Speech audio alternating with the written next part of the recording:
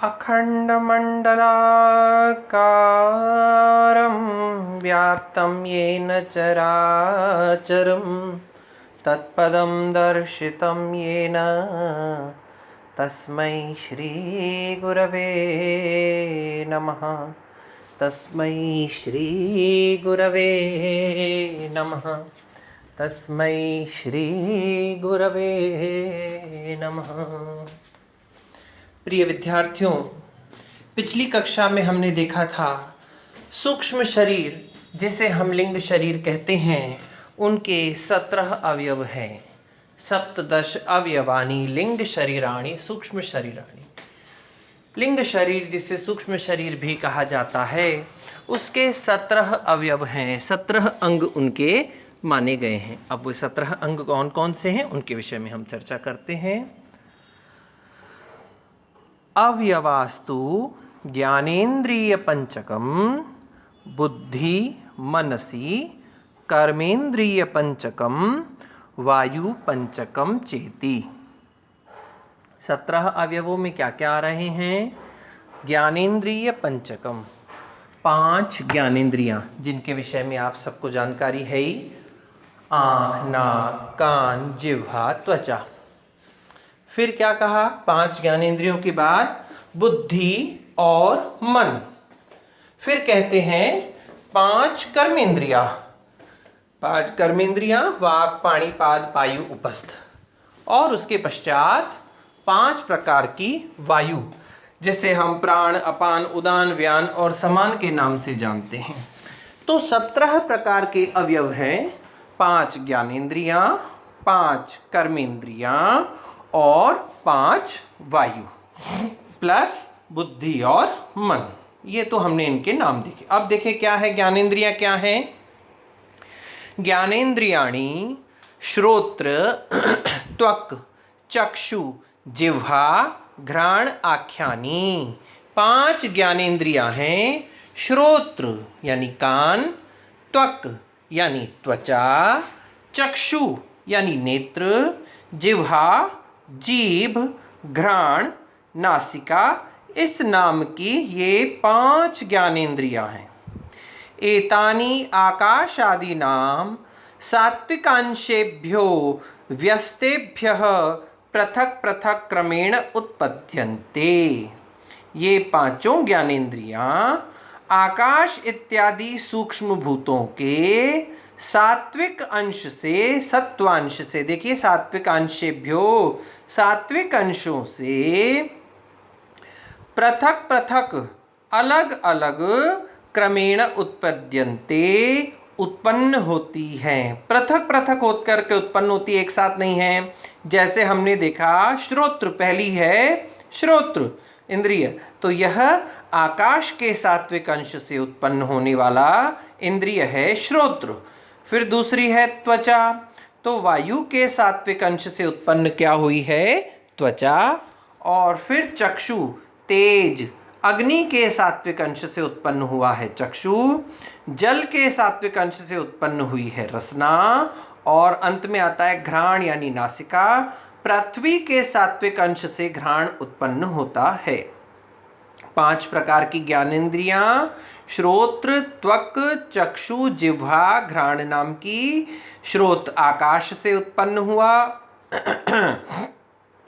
त्वचा जो है वह वायु से उत्पन्न हुई, चक्षु, चक्षु तेज से, और रसना यानी जिह्वा वह जल से, और पृथ्वी से घ्राण उत्पन्न होता है।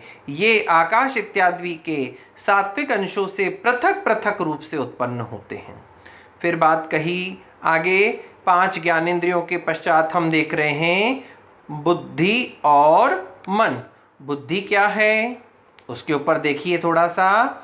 बुद्धि नाम निश्चयात्मिका अंतःकरण वृत्ति। बुद्धि किसको कहते हैं? अंतःकरण की निश्चय करने वाली वृत्ति का नाम बुद्धि है। जो वृत्ति निश्चय कर दे अंतःकरण की, वह बुद्धि कहला देती है। और देखिए इसके बाद में मनो नाम संकल्प विकल्पात्मिका अंतःकरण प्रवृत्ति। और मन जो है वह संकल्प और विकल्प करने वाले अंतःकरण की प्रवृत्ति है। मन क्या करता है? किसी भी वस्तु के विषय में संकल्प और विकल्प दोनों उत्पन्न करता है, जबकि बुद्धि क्या करती है? वह किसी भी पदार्थ का निश्चय फटाक से कर लेती है। कैसे? अब देखिए, इसका उदाहरण समझिए कि आप एक दिन बाजार में एक टी शर्ट या शर्ट लेने के लिए गए। आपके पास केवल 500 रुपये हैं और दुकानदार के पास जब आप गए तो उसने 500 की रेंज वाली आपको शर्ट्स दिखाना शुरू कर दी। उनमें से 3 आपको बहुत अधिक पसंद आई। एक थी लाल, एक थी नीली और एक थी ऑरेंज, नारंगी रंग की। अब आपको तीनों पसंद आ रही हैं। अब मन क्या कर रहा है? ये भी ले लूँ, नहीं नहीं ये नहीं अच्छी है, वो ले लूँ, वो नहीं अच्छी है, उससे ज़्यादा ये अच्छी है। अब मन क्या कर रहा है? आपको संकल्प और विकल्पों में डाल रहा है। कई बार अपन कहते हैं ना कि एक मन कह रहा है कि ये ले लूँ, दूसरा मन कह रहा है कि ये ले लूँ, तीसरा मन कह रहा है कि नहीं नहीं ये वाली ले लूँ। तो ये जो संकल्प विकल्प करने का जो काम करता है, यह मन करता है। वह आपको इधर उधर डोलायमान करता रहेगा। कभी आप लाल लेना चाहेंगे, कभी नीली लेना चाहेंगे और कभी नारंगी रंग की लेना चाहेंगे। फिर बुद्धि आती है। बुद्धि क्या करती है? निश्चय करती है कि देखो भाई, ये लाल रंग की जो है, ऐसी सेम टू सेम मेरे पास और भी है, सेम ऐसी है ही। हटाओ, इसको अलग कर दो। अब कौन से 2 बचे? एक नारंगी रंग का और एक नीले रंग का। फिर नीले रंग और नारंगी पे चर्चा करेंगे कि मुझे किस जीन्स पर पहननी है, किस पैंट पर पहननी है, उस पर क्या सूट करेगी। तो भैया उस पर तो ऑरेंज कलर सूट करेगी। तो ये बुद्धि निश्चय कर देती है कि हमें क्या करना चाहिए। मन का काम होता है संकल्प और विकल्प उत्पन्न करना, जबकि बुद्धि जो होती है वो अंतःकरण की निश्चयात्मिका प्रवृत्ति होती है। अनयोरेव चित्त अहंकारयो अंतर्भावः, और इन दोनों में ही चित्त और अहंकार का अंतर्भाव हो जाता है, वो इसी में ही विद्यमान है। जैसे चित्त जो है वह और मन और चित्त और अहंकार जो है मन में और बुद्धि में ही समाहित हैं। अब चित्त किसको कहते हैं? तो ध्यान दीजिएगा, अनुसंधानात्मिका अंतःकरण वृत्ति चित्तम। जो अनुसंधानात्मिका अंतःकरण की वृत्ति है वह चित्त कहलाती है। जो चित्त है वह अनुसंधानात्मिका अंतःकरण की प्रवृत्ति है। कैसे?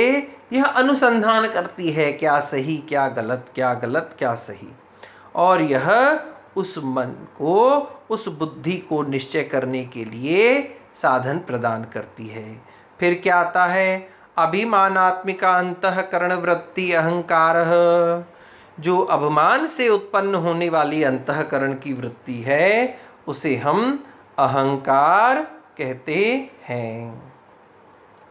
यह अहंकार क्या है? जो अभिमान करने वाली अंतःकरण की, देखिए 4 वृत्तियां हो गई।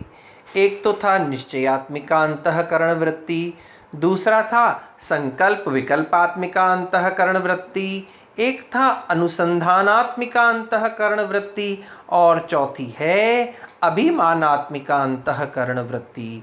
जो अंतःकरण की वृत्ति अभिमान उत्पन्न कर दे, अपने आप को श्रेष्ठ मानने का भाव उत्पन्न कर दे, वह अहंकार कहलाता है।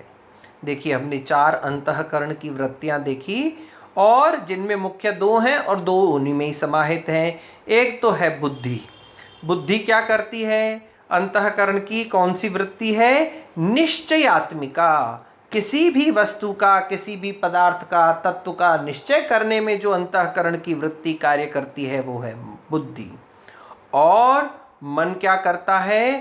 संकल्प और विकल्पों को उत्पन्न करता है, ऊहापोह की स्थिति उत्पन्न कर देता है, ये करूं कि ये करूं।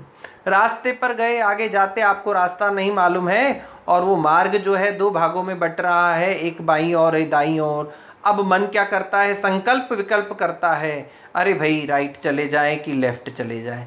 एक बार बोलेगा दाएं चले जाओ, दूसरी बार बोलता है नहीं नहीं दाएं तो नहीं गए, बाएं चले गए। फिर मन के बाद में बुद्धि आती है कि नहीं नहीं, पिछली बार भी जब हम गए थे ना तो सीधे हाथ की तरफ घूमे थे, बस वही निश्चय हो जाता है।